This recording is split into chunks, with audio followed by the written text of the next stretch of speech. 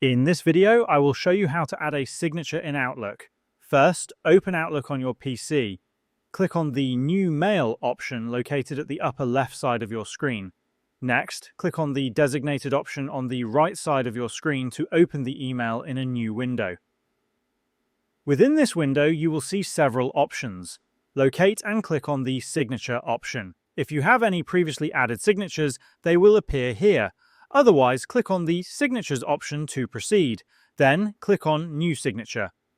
First, assign a name to your signature. Then, scroll down and enter the text for your signature in the designated box. You will find various customization options, including inserting an image, changing the font family, and adjusting the font size. Additionally, you can bold, italicize, underline, or change the font color. Clicking on the three-dot menu reveals further options. Once you have made the necessary changes, scroll down to find two options. One for applying the signature to all new emails, and another for applying it to replies or forwarded emails. Finally, click Save. Now, if you compose a new email, you will see that your signature is automatically added. You can also manage your signatures by clicking on the Signatures option again, where you can select, rename, or delete existing signatures. Click Save after making changes.